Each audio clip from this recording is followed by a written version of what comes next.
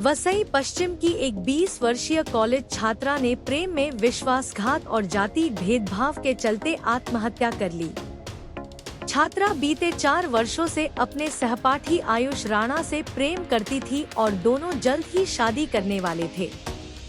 लेकिन अचानक आयुष और उसके परिवार ने यह कहकर रिश्ता तोड़ दिया कि लड़की की कुंडली में मृत्यु दोष है और वह निचली जाति की है। पीड़िता के भाई के मुताबिक आयुष के पिता अजय राणा एक तांत्रिक हैं। उन्होंने लड़की पर तरह तरह के धार्मिक टोटके किए और शादी के नाम पर विश्वास दिलाया। आयुष ने छात्रा से शादी का वादा कर उसके साथ शारीरिक संबंध भी बनाए, लेकिन बाद में उसे नजरअंदाज करना शुरू कर दिया और फोन तक ब्लॉक कर दिया। आहत होकर छात्रा ने 27 अप्रैल को घर में चूहे मारने की दवा खाकर अपनी जीवन लीला समाप्त कर ली। इस घटना ने पूरे परिवार को गम में डुबो दिया है। वसई पुलिस ने आयुष राणा और उसके पिता अजय राणा के खिलाफ गंभीर धाराओं में केस दर्ज कर लिया है। काय म्हणणार त्या दिवशी जी घटना घडली, काय नेमकं म्हणणं आहे, कशा प्रकारे घडली आणि कोणावर आरोप? मी जेव्हा संध्याकाळी झोपलो होतो, किती तारखेला? 27 तारखेला संध्याकाळी मी जेव्हा झोपेतून उठलो तेव्हा मला कळलं की माझी बहीण जी आहे ती उलट्या करते। तर माझ्या आईने सांगितलं की बहीण बघ उलट्या करते, ती तुला बोलवते। तर मी जेव्हा बाथरूममध्ये गेलो तेव्हा ती उलट्या करत होती। तेव्हा तिने सांगितलं मला की मी बोर्नविटा वगैरे घेतलं तेव्हा या बाजूला असं असं काहीतरी होतं, उंदीर मारायचं औषध। तर नकळत माझ्याने घेतलं गेलं। तर नकळत जेव्हा ती असं म्हणाली तेव्हा मी जरा घाबरलो। लगेच माझा जो आत्ते भाऊ आहे त्याला मी सांगितलं की अशी अशी घटना घडली आहे म्हणून। तर याला हॉस्पिटलला घेऊन जायचं आहे कारण की तिची उलटीचा रंग वगैरे खूप विचित्र होता आणि तिच्या पोटामध्ये खूप कळा येत होत्या। त्या कारणास्तव लगेच मी तिला सरकारी हॉस्पिटलमध्ये घेऊन गेलो, DM पेटीटमध्ये। तिथेच नेताच लगेच त्यांनी तिचं लगेच स्टमक वॉश वगैरे पूर्ण केलं, तिचे ब्लड रिपोर्ट वगैरे काढले। त्या ब्लड रिपोर्टमध्ये त्यांनी सांगितलं, आम्हाला सांगितलं की त्यांनी की तुम्ही थोडं थांबा, आपले रिपोर्ट येऊ द्या, मग त्याच्यानंतर आपण बघूयात काय करायचं आहे काय नाही ते। कारण की आमच्याकडे या खूप केसेस येतात, सॉल्व्ह होऊन जातात। प्रत्येक गोष्ट जी आहे, प्रत्येक केस जी ती अशी होत नाही। तर आम्ही त्यांच्या भरोश्यावरती तिकडे 2 तास थांबलो। तिकडे MNC वगैरे झाली, तिकडे देखील हेच सांगण्यात आलं आमच्याकडून आणि तिची देखील तेच हे होतं की नकळत घेतलं गेलं। तर त्याच्यानंतर जेव्हा आम्ही तिकडे बघितलं की बाबा तिथे काहीच व्यवस्था नव्हती, तिकडे साधी चादर तर सुद्धा नव्हती बेडवरती टाकण्यासाठी। मी जेव्हा तिथे बेडवरती टाकण्यासाठी चादर शोधत होतो तेव्हा ते म्हणाले की चादर अवेलेबल नाही आहे म्हणून। तर मी कुठल्या तरी कोपऱ्यातून त्यांनी मला एक चादर झटकून वगैरे काढून दिली, ती मी तिथे अंथरली। पण ती बहिणीला खूप जास्त थंडी वाजत होती। थंडी वाजत असल्याकारणाने तिला पंघरण्यासाठी चादर देखील नव्हती। मी ते देखील मागायला गेलो तर ते बोलले की आमच्याकडे चादर अवेलेबलच नाही आहे चांगली जी आहे, तिथं तुम्ही बाहेरून आणा। मी तिथून तसाच बाहेर गेलो, सगळे दुकानं वगैरे रविवार असल्या कारणाने बंद होते। मी तिथून शोधून धावपळ करून ती चादर तिच्या अंगावरती टाकली आणि तेव्हाच कळलं की बाबा इथे काही सुविधाच नाही आहे। नेमकं त्या हॉस्पिटलने कारण काय दिलं? रिपोर्ट आल्यानंतर ते म्हणाले की रिपोर्ट एकदम नॉर्मल आहेत, अजून काहीच त्याच्यात हालचाल नाही आहे, तिने जे घेतलंय त्याच्याबद्दल अजून काहीच येत नाही, नॉर्मल आहे। हे तुम्हाला उद्या सकाळी कळेल। उद्या सकाळी मोठे डॉक्टर येतील, ते नवीन रिपोर्ट काढतील, तेव्हा तुम्हाला कळून जाईल त्याच्यात काय आहे।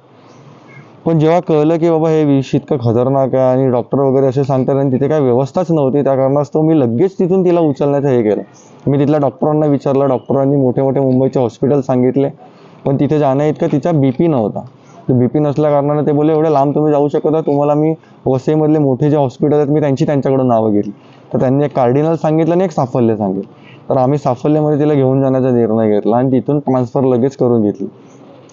तर तिकडून जेव्हा आम्ही तिला ॲम्ब्युलन्समधून ती चालत ॲम्ब्युलन्समध्ये चढली, त्याच्यानंतर तिथून जेव्हा आम्ही तिला घेऊन जात होतो त्या ॲम्ब्युलन्समध्ये मी एकटा होतो तिच्या जोडीला आणि जे ॲम्ब्युलन्स ड्रायव्हर होते ते। तर तिथून घेऊन जात होतो तेव्हा मी तिला जाब विचारला। तर तिला मी धमकावून बोललो की बाई खरं खरं सांग काय आहे म्हणून। तर तिला खरं खरं सांग असा जाब विचारल्यानंतर जेव्हा ओरडून, तेव्हा ती म्हणाली की बाबा माझं 4 वर्षापासून अफेअर होतं म्हणून आयुष राणा या मुलाबद्दल, तर त्याने मला पूर्णपणे फसवलंय म्हणून। त्याच्याच सोबत त्याचे वडील देखील होते ज्यांनी पूर्णपणे फसवलंय, की ते बोलायचे की बाबा ते मला धागा वगैरे द्यायचे, जडीबुटी वगैरे द्यायचे, अंगारे वगैरे द्यायचे। तर तिला मी बोललो की काय आहे नेमकं मला नीट सांग। तर तिने मला नीट सांगितलं। तेव्हा कळलं की 4 वर्षाचे तिचं हे होतं, त्याच्यात तिचे शारीरिक आणि मानसिक पूर्णपणे अत्याचार झालेले। तिला विचारलं की नेमकं काय आहे काय नाही सांगतं, तेव्हा ती सांगत होती की माझी एक श्रुती नावाची मैत्रीण, तिला सर्व माहिती आहे याबद्दल। तिला विचारलं तेव्हा ती बोलली की बाबा मी माझ्या बहिणीलाच विचारत होतो तेव्हा ती बोलली की बाबा नकळत वगैरे घेतलं गेलं आहे माझ्याकडून, आता मला वाचायचं आहे. पण मला कळलं नाही मी कसं घेतलं गेलं आहे. माझी मानसिक स्थिती तेव्हा हे नव्हती की मला काय करायचं आहे काय नाही ते कळत नव्हतं, पण माझ्याकडून नकळत घेतलं गेलं तर मला वाचव. हे म्हणताना मी तिला म्हणालो की मी तुला वाचवेल, पण नेमकं काय मला ते सांग. तर मी तिला बोललो की जेव्हा तिला बोललो की मी तुला पूर्णपणे वाचवेल, तेव्हा ती मला म्हणाली की दादा मी उद्या जाणार आहे म्हणून, मी नाही राहणार म्हणून.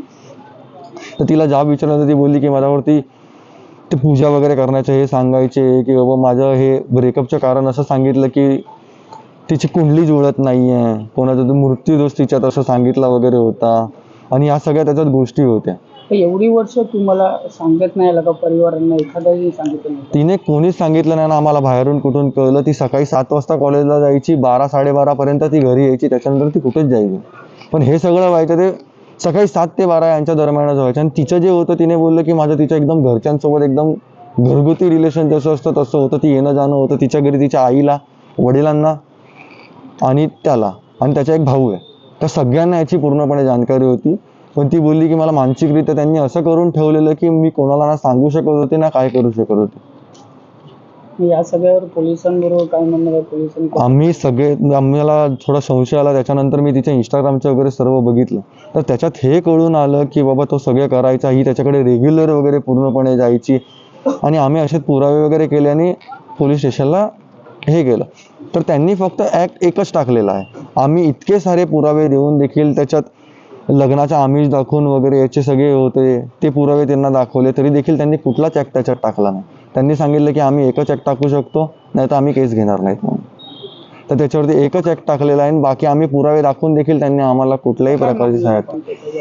आमची ही मागणी आहे की जेवढे काही लागू होत आहेत ॲक्ट तेवढे तिच्यावरती लागले पाहिजे. आणि माझी जी बहिणीचा असा जो निर्दोष बहिणीचा जो जीव गेलेला आहे तो दुसऱ्या कुठल्या बहिणीचा गेला नाही पाहिजे, हीच फक्त इच्छा आहे. नेमकी ही म्हणजे FIR किती तारखेला दाखल झाली? 3 तारखेला कालच्या दिवशीच दाखल झाली. 25 तारखेला ही 27 तारखेला ही घटना घडल्यानंतर 3 तारखेला गुन्हा दाखल झाला. 28 तारखेला तिचं हे झालं, त्याच्यानंतर आम्ही 3 तारखेला गुन्हा दाखल केला. मग याच्यामध्ये एकही आरोपीला अटक केली नाही? आतापर्यंत एकही आरोपीला अटक केलेली नाही याच्यामध्ये. तुमच्यावर काय पोलिसांचं म्हणणं वगैरे? आमच्या वगैरे काहीच म्हणणं नाहीये, पण पोलीस स्टेशनवरती किंवा सगळ्यांवरती पॉलिटिकल वगैरे पूर्ण फोर्स त्यांनी लावलेला आहे आणि त्यांच्यावरती पूर्णपणे दबाव आहे. आणि आम्हाला त्याच्यात काहीच सहायता भेटत नाही त्यांच्याकडून, हेच दिसून येते. काय नेमकी घटना आहे, काय माहिती येणार, काय नेमकं झालं ते घडलं सांग. मी राहणार वसई पश्चिमला. माझी बहीण 19 वर्षाची आहे. माझ्या बहिणीला DMPT रुग्णालयात दाखल केलेलं, तेव्हा कळलं की तिने विष प्राशन केलेलं आहे. तर तिचं वॉश केल्यानंतर तिला तिकडे 24 आवर्समध्ये ऑब्झर्वेशनसाठी ठेवणार होते. तर माझा भाऊ आहे, तर आम्ही दोघांनी ऑब्झर्वेशनला जर वसईमध्ये ठेवायचं आहे सरकारी रुग्णालयात, त्यापेक्षा चांगल्या ठिकाणी घेऊन जाऊ की ऑब्झर्वेशनला तिकडे ती नीट राहील. तर ती जेव्हा इकडनं DMPTमधून निघाले आम्ही ज्या टायमाला, तर माझा भाऊ आणि ती म्हणजे सक्का तिचा भाऊ आणि ती दोघंजणं जेव्हा ॲम्ब्युलन्समध्ये होते तेव्हा तिने त्यांच्यामध्ये एक असं गोष्ट सांगितली की तिने जे विष पिलेलं आहे, तर ती एक आयुष राणा म्हणून तिचा क्लासमेट आहे, त्याच्यासोबत त्याचं गेले 4 वर्षापासून अफेअर होतं. त्याने त्याच्यासोबत लग्नाचं आमिष दाखवून तिचा अनैतिक तिच्यावरती दबावाखाली तिचे संबंध ठेवले. तिला लग्नासाठी सांगितलेलं होतं असं तिने सांगितलं भावाला. नंतर मग ही गोष्ट तिच्या वडिलांना देखील माहीत होती. वडील जे आहेत तिचे तांत्रिक आहेत, तर ते तांत्रिक विद्या वापरून माझी जी बहीण आहे त्याला काळा दोरा बांधायची, राख बांधायची, तांत्रिक विद्या करायला लावायची. म्हणजे हे सगळ्या गोष्टी तिला करायला लावायचे. आणि तिला नंतर मग सांगण्यात आलं की तुझं पत्रिका जुळत नाही, तुझ्या याच्यात मृत्यूदोष आहे असं. तर मग भावाला तिने हे सगळी गोष्ट सांगितली. तर मग ती बोलता हे पण बोलली की भाऊ बोलला की पुढे सांग अजून कोण आहे का याच्यात. मग ती बोलली की श्रुती म्हणून आहे मैत्रीण, तिला विचार.